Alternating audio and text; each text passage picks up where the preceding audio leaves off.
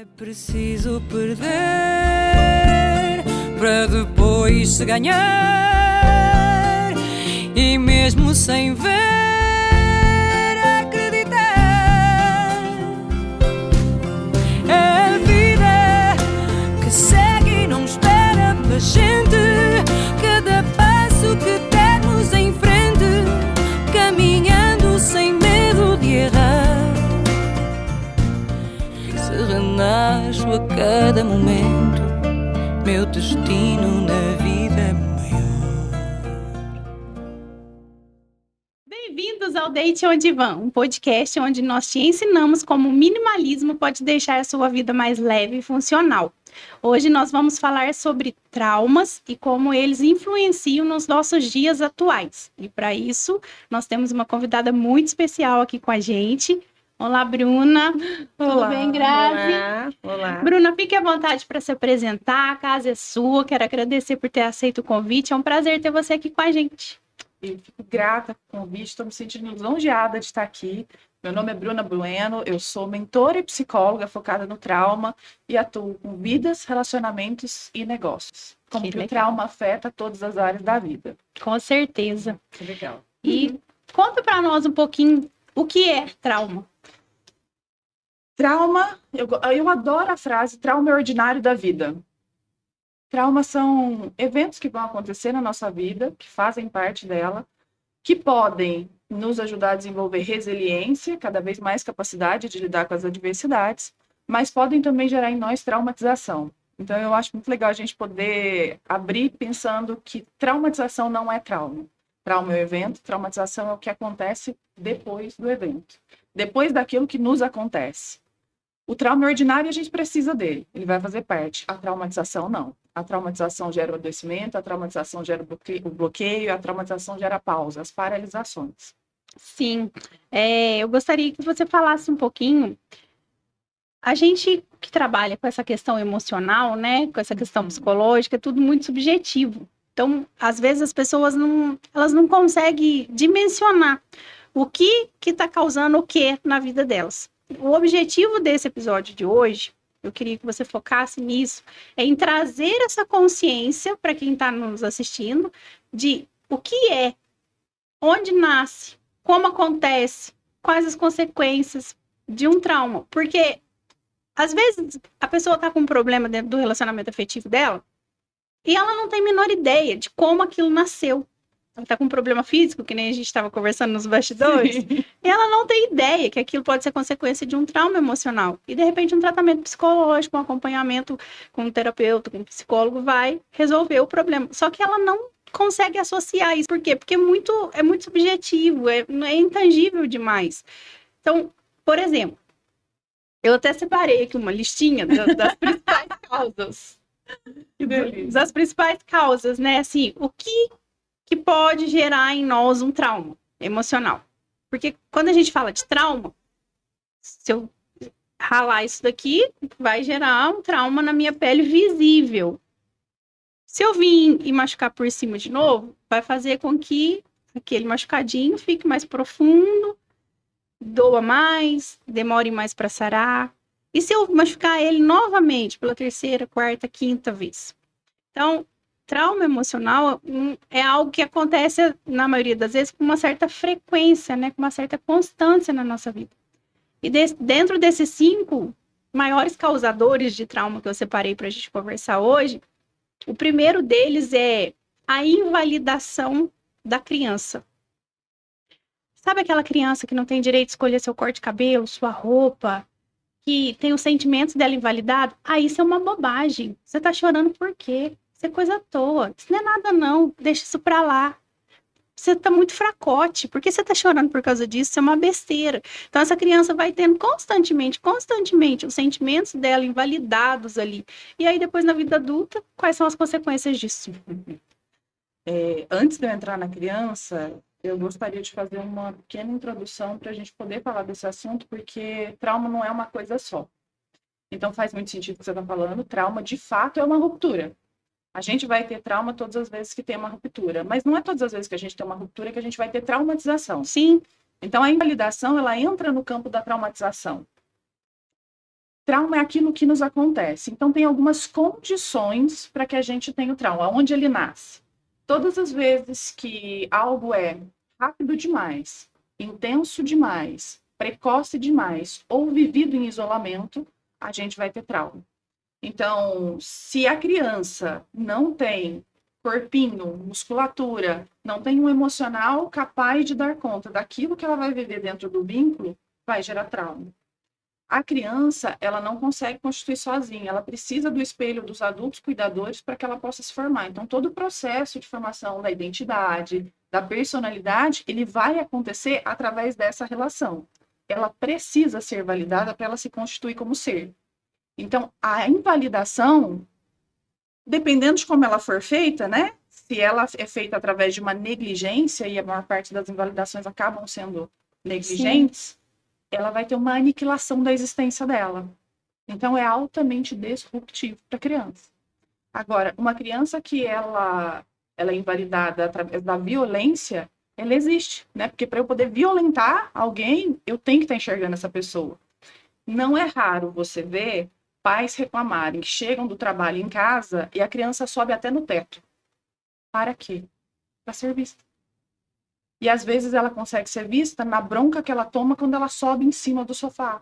Quando ela apronta. Mesmo que seja na bronca, mas alguém está me vendo aqui. Alguém está me vendo. Por quê? Porque não ser visto é mortal. A gente tem um sistema reptiliano, né? Que é um sistema que cuida muito disso. Então, tudo aquilo que nos remete a sensos primitivos vai nos remeter ao que é mortal. E aí a gente fala dos vínculos, né? Da constituição dos vínculos através das feridas mortais. E não há uma criança e nenhum adulto, porque todo adulto já foi criança, que não experimentou as feridas de apego ou as feridas mortais. E o nosso corpo, uma vez que ele experimenta uma ferida mortal, ele vai fazer qualquer coisa para ele não sentir de novo. E aí entram as estratégias de sobrevivência. Então, quais os impactos na vida adulta? Estratégias de sobrevivência que a criança, ao ser invalidada, precisou para existir. Seja chamando atenção, seja entrando num esquema de bonzinho, de bonzinho. De O cuidado. bonzinho é uma das facetas, né? São várias. Sim. E o bonzinho é uma das que eu considero, assim... O mais tranquilo. Tranquilo nada, é uma das piores. Mas tem a que faz tudo para todo mundo. A heroína, todo, né? A heroína. A salvadora, ou o herói salvador. Mas, assim, se você pensar, é muito característico. Você percebe logo de cara. A heroína é uma pessoa cansada. Agora, o bonzinho, ele agrada todo mundo.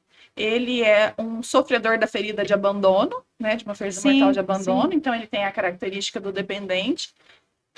Por detrás é manipulador porque ele precisa disso para existir, para ser aprovado e para se sentir amado. Mas sabe o que tem de pior por detrás, que é o que a gente não percebe?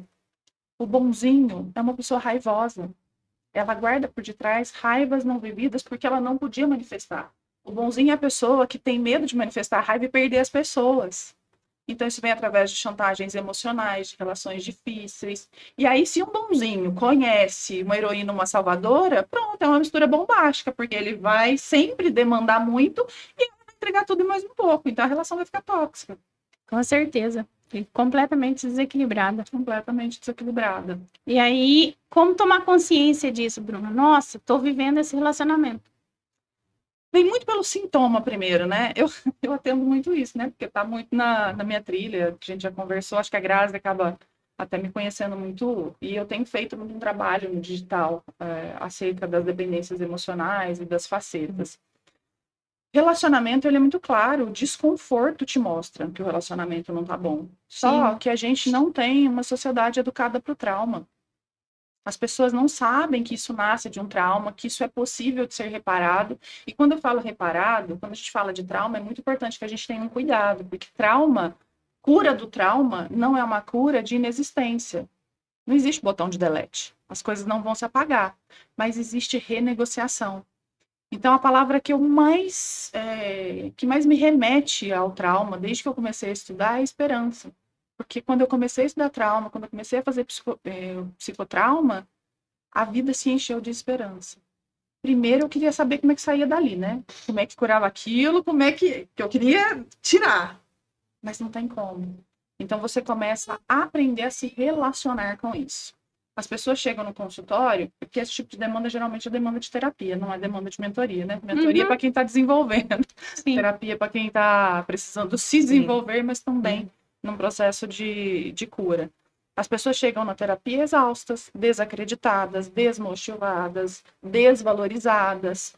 E não é só emocionalmente que elas chegam muito devastadas dos relacionamentos, elas chegam somatizando. Sim. Chegam depressivas, chegam ansiosas, chegam irritadas, chegam com problemas cardíacos, com problemas gastrointestinais, elas chegam com muitas coisas, né?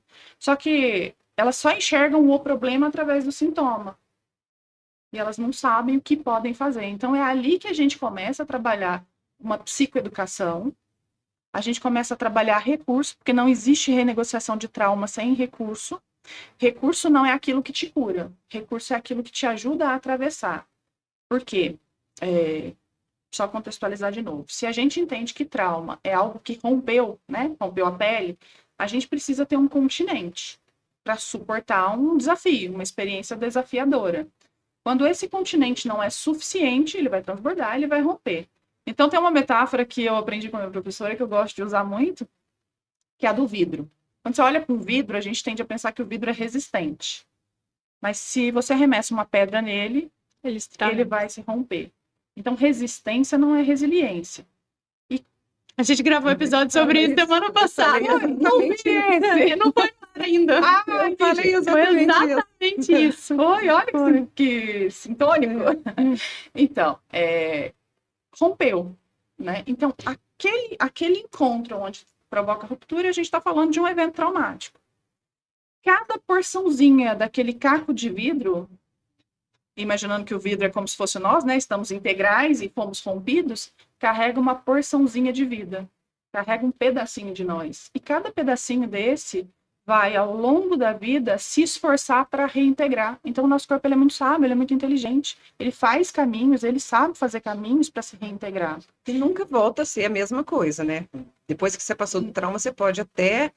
Seria impossível, né? A gente colar. Vai reintegrar, mas a cicatriz. Mas há muitas maneiras da gente fazer reparações e renegociações que a gente reconstrua. E eu acho que na tua área você faz muito isso. Dentro dos ambientes, né? A gente recria. Então, tem traumas que talvez a gente nunca renegocie. É muito difícil pensar, por exemplo, em pais que perdem um filho de forma trágica. Mas, às vezes, a renegociação desses pais é se tornar ativista de uma causa. Isso é uma condição de renegociação. Cada porçãozinha daquela vai fazer um esforço imenso para voltar. Então, a gente fala que trauma é magnético. E aí entra uma parte interessante, que é... Você já viu as pessoas falarem que sai de um relacionamento e entra em outro e é a mesma coisa? Sim, só muda o CPF. Exato. Sabe aquele tal de dedo podre? Sim. Parece que eu só olho para a pessoa errada. Isso nada mais é do que uma condição inconsciente e magnética de atrair a condição que vai, a situação que vai te permitir completar a resposta. É chave fechadura, eu falo isso direto aqui. Sim, se a gente entender como oportunidade e a gente enxergar os padrões que precisam ser reparados, né, repertórios novos para a gente corrigir, sim. Senão vai ser uma repetição que vai só retraumatizando, né? E aí os danos são severos. Eu imagino a situação assim, Bruno. Né, dos causadores de traumas também é um ambiente disfuncional. Então, imagine que essa criança ela foi criada ali num ambiente onde os pais brigavam muito, e aí você fica vendo assim, as duas pessoas que você mais ama na vida se degladiando. Inconscientemente, aquela criança entra em desespero, porque eu preciso decidir quem está certo e quem está errado ali, mas eu amo os dois. Então, isso já gera um trauma, dependendo da situação. Sim. Um ambiente onde tem traição, excessos de droga, de bebida, gritaria, confusão, ela vai se desenvolvendo ali naquele ambiente. Isso gerou traumas. Não necessariamente a traumatização, correto? Depende do que acontece depois, né? Exatamente, eu vou chegar aí. E aí, ela foi para uma vida adulta e ela entrou num relacionamento que não tem exatamente aquelas mesmas características que tinha no lar dela de infância. Mas que qualquer coisa que aconteça ali um pouco disfuncional vai disparar gatilho. E na hora que dispara gatilho, ela tem 2 mecanismos. Ou defesa ou fuga. Então, é um momento em que ela ira e perde completamente o controle, fica raivosa, brigona ali, agressiva, ou ela vai querer ir embora desse lugar. E essa pessoa não tem a menor consciência de que aquele comportamento raivoso dela é resposta de gatilhos que foram disparados por algo que foi gerado lá na infância dela. Passado, exato. Então, é essa falta de conscientização que faz com que... Esses dias eu estava dentro de uma loja e tinha 2 funcionários conversando. Na verdade, assim, era o gerente e o vendedor. Eles estavam conversando e eu escolhendo umas coisas lá na loja e ouvindo a conversa deles, porque eu estava próximo. E o gerente está com um problema no relacionamento afetivo dele. E eles começaram a conversar, e ali o papo durou ali. Aí, de repente, o menino olhou para ele e falou para ele assim: olha, eu acho que você deveria buscar um psiquiatra. Você tá precisando de ajuda. Aí eu falei: gente, eu não posso me calar. Aí eu fui pedir licença, falei: olha, eu tô ouvindo, inevitável, vocês não estão falando em secreto, né? Em particular, tô ouvindo a conversa de vocês e vou ter que ir. Ele não precisa de um psiquiatra. Ele precisa de um psicólogo, de um terapeuta, de um profissional da área emocional que vai ensinar ele a se comunicar. O psiquiatra vai passar remédio para ele. Mental, é uma disfunção de relação emocional. Né? Exatamente. Só que, olha para você ver, é tão maluco, né, que, como você diz, a nossa cultura, a nossa educação em relação a isso, que ele não tinha consciência de que aquilo era um problema. Então, isso nem deveria estar sendo conversado ali daquela forma. Primeira coisa. Segunda coisa, a partir do momento que ele compartilhou aquela dor dele com o outro falou para ele: olha, isso aí é um problema, você precisa de ajuda, eles não sabiam onde buscar, que tipo de ajuda buscar. E eu imagino que isso seja o maior causador de dores perpétuas na nossa vida. E outra coisa, você falando, eu lembrei também, tem muitas pessoas que, por exemplo, né, tá passando por uma separação. Aí ela procura o psiquiatra para tomar remédio para não sentir aquela dor. E não vê que eu penso assim, aquela dor vai continuar enquanto você não trabalhar aquela dor, né? Você vai tomar um remédio por um período, uma hora você vai ter que parar com esse remédio, e aí aquilo ali não foi trabalhado, vai ser uma coisa repetitiva ali depois, né? E as pessoas sempre vão para esse lado, eu não quero sentir essa dor, eu vou tomar um remédio para anestesiar isso. Quer dizer, vai ser uma coisa paliativa e não uma coisa para curar. E às vezes as pessoas não têm essa consciência de ir na terapeuta e saber que eu preciso trabalhar essa emoção, não é? Agora vamos dar um tempo para fazer o nosso merchan sobre o CH Móveis Planejados. Né, Carol? Móveis que entrega no prazo certo, né? A qualidade, o atendimento muito personalizado, os móveis artesanais. Isso mesmo, Grazi. Ele trabalha com um prazo de entrega muito correto, combinado de orçamento, pode ter certeza que ele está lá no dia e na hora combinada, orçamento sem compromisso, qualidade, a gente também dá assistência depois do móvel instalado, tudo sob medida. Se o cliente idealizou, ele vai lá e entrega para você aquilo que você idealizou. Então, CH Móveis Planejados. A liberdade não vem quando eu paro de sentir, né? Porque não sentir não faz sumir, não e faz o mundo tá muito assim, né? As pessoas tomam remédio, elas facilitam. A gente tá na cultura do remédio, né? A gente tem uma indústria farmacêutica muito forte, a gente tem uma cultura do tirar a dor, não do enfrentar a dor. E o processo de negociação do trauma é exatamente o contrário, é criar musculatura para você ter tolerância de sustentar o quê? Lembra que eu falei ali? Foi precoce demais, o que foi intenso demais, o que foi rápido demais. Ou seja, aconteceu num tempo onde eu não tive recurso para ter uma resposta.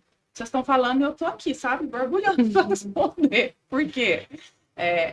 Uma criança não tem musculatura, músculo mesmo, corpo para sustentar, ela não tem cognitivo para dar conta, ela não tem um sistema ainda. Nós somos a espécie mais prematura que existe.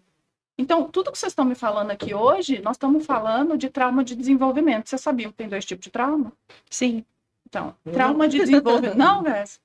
Trauma de desenvolvimento e trauma de choque. Uhum. Então, trauma de desenvolvimento, como o próprio nome diz, ele acontece ao longo do desenvolvimento na relação com os nossos cuidadores, podendo esses ser pais ou outros. O trauma de choque, ele é um evento único, um episódio único. De forte impacto De forte emocional. Tipo um impacto. abuso, um acidente de Um acidente de carro. carro, um afogamento, Uma morte, né? Um luto. um luto. Um divórcio. Mas o luto e o divórcio, eles ainda vão carregar, todo trauma de choque vai carregar também os impactos dos traumas de desenvolvimento, mas eles são de um episódio único. Então a pessoa sofre um acidente, você vai trabalhar ali entre 12 e 16 sessões, Só usando técnicas, aquilo para renegociar esse trauma. Por quê? A gente renegocia trauma completando a resposta. Então, aquilo que você falou, a criança ela quer fugir ou ela quer lutar, sistema de luta e fuga. Essas são as respostas ativas, mas não tem só elas. A gente tem as respostas passivas. E essas são as mais complicadas. Porque quando você não tem disponível para você a condição de lutar, ou de fugir, ou até de engajar, que também é uma, né, se socializar, que é uma condição de sobrevivência, só sobra para você congelamento, dissociação, e é uma resposta passiva. Então, a gente vai ter pessoas que vão colapsar diante de uma situação muito difícil, que não consegue sair do lugar, que trava, bloqueia. Por isso que quando a gente fala de trauma, a gente fala de bloqueio, paralisação, fixação. E a gente vai ter aquela pessoa que é hipertônica, que ela desconecta e ela fica ali, endurecida e travada, né? Então, uns amolecem para sobreviver, outros enrijecem para sobreviver. Vocês conhecem, com certeza, pessoas que são mais rígidas e pessoas que qualquer coisa chora. Tem uma coisa que a gente acaba até utilizando dentro do processo terapêutico, quando a gente vê pessoas que colapsam. Por quê? Pessoas que colapsam perdem as pernas. Elas amolecem, elas vão ali. O corpo, o trauma, antes de ser psicológico, ele é fisiológico. Ele está no corpo, né? Porque ele é químico também. Então, uma pessoa, quando ela precisa lidar com um desafio muito grande, e ela começa a chorar ali, ela não consegue, eu não consigo, eu preciso acolher o choro dela dentro do processo terapêutico, mas eu não posso parar no choro dela. Eu preciso que ela sinta as pernas. Eu estou aqui com você, eu vejo o seu choro, eu sinto com você a sua dor. Sinta as suas pernas. Firme as suas pernas, sinta o chão. Por quê? Para que ela possa refazer o caminho daquilo que não aconteceu. Daquilo que ela não pôde, daquilo que foi insuficiente. Então, ela não tinha continente. Agora, adulta, ela tem. Agora, adulta, ela tem corpo. Só que ela tá presa lá no passado. Ela tá lá. Então, a característica do trauma é o quê? Estar fora do tempo. Se eu tô pra frente demais, eu tô fora do tempo. Se eu tô pra trás demais, eu tô fora do tempo. Agora, vocês conhecem alguém que não tem trauma? Não. Não existe. Não existe não ter trauma. Né? Mas até trauma... porque... Pode falar, o trauma muitas vezes pode ser bom também, não é? Eu mandei um post para você, lembra que você falou? Eu falei, gente, eu nunca pensei dessa forma que o trauma poderia ser bom, porque a gente, às vezes, até fica com cuidados com os filhos, né? Nossa, isso pode gerar um trauma, tudo. E vendo aquele post, falando com você, eu falei assim, gente, eu nunca pensei que pode ser bom também, né? É por isso que ele é ordinário da vida, porque ele faz parte. A traumatização que não. É a traumatização que bloqueia, que para. Qual que é a condição que vai definir isso, né? Quando você falou da criança que passa pela separação dos pais. Não há nada mais traumático para uma criança do que ter que enfrentar isso. Mas, assim, não é pra gente pensar que então as pessoas não devem... ruim pro resto da vida. Exato, não. Nós não vamos que nem defender e nem incentivar, né? Porque aí vai dos valores de cada um. Mas a gente sabe que há relações que são extremamente nocivas, né? E eu imagino que você atenda isso também. Eu atendo e muito. A criança, ela não deveria ter que escolher. Exatamente. Entende? Mas a condição aí entra... da escolha que é traumática. Isso, exatamente isso que eu ia falar. Mas tem três que a gente precisa pensar todas as vezes que a gente vai renegociar trauma. Quando a gente fala de trauma de choque, o que renegocia trauma de choque é senso de segurança. Então, quando você sofre um acidente e você sai do carro e você tá ali encharcada de adrenalina, né? Que você não assimilou ainda... Se você vai ficar traumatizado ou não, o que vai definir isso é o quanto segura você se sente depois que você sai. Tem um exemplo que eu gosto de dar para os meus pacientes no consultório, que se meu pai ver esse recorte aqui, ele vai me matar, eu vou falar. É assim, imagina que você está no trânsito e aí você está dirigindo, de repente você bate o carro. Seu corpo ele vai sofrer uma ativação, você vai entrar num estado de alerta. Você vai olhar, tô bem, tô viva, não aconteceu nada. Mas você ainda vai estar. Você vai baixar um pouquinho ali, mas você ainda vai estar ativada, assustada, nervosa, né, com tudo que aconteceu. Ficou tudo bem, se resolveu, não teve grande dano. Você vai voltar para onde? Bando. Senso de segurança é bando. Então você volta para sua casa, você volta para suas pessoas de segurança. Necessidade de pertencimento. Quando você chega nas suas pessoas de segurança, se a resposta é de acolhimento e você restabelece o senso de segurança, o seu sistema nervoso pode relaxar. E relaxar significa descarregar fisiologicamente, significa tremer, significa chorar. A gente precisa disso para a gente poder descer para o estado basal e não traumatizar. Uma vez que foi feito isso, você vai, né, voltar para o seu estado, vai se reestabelecer, vai se sentir segura de volta e vai voltar para a vida, vai dirigir de novo e vai seguir. Se você não encontra esse lugar de segurança, você vai permanecer naquele estado ativado. A vida vai seguir igual o rio segue. Pode cair uma árvore no meio do rio. É até um exemplo do Peter Levine no livro dele, Fluxo da Vida. Se cai uma árvore no meio do rio ali, parte da água vai represar e o rio não vai seguir? Não vai desviar? Vai. Porém, aquela água que ficou ali, ela não vai sempre arrumar um meio de continuar o caminho? É por isso que o trauma é magnético. Porque a gente precisa continuar o caminho.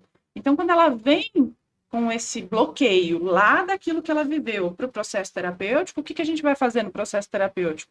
Refazer o caminho e oportunizar a descarga. Então, aquilo que não pôde acontecer naquele momento, aquele estado de segurança, né? Por que eu tô falando do meu pai? Porque ele é muito ligado com carro, meu tio, minha família é muito ligada com carro, então se bate o carro, o que você fez? Você não olhou no retrovisor? Você não olhou no... A culpa é sempre sua, né? Sim. Então não tem como você entrar num estado de segurança quando a culpa é sua, né? Agora ele já tá mais...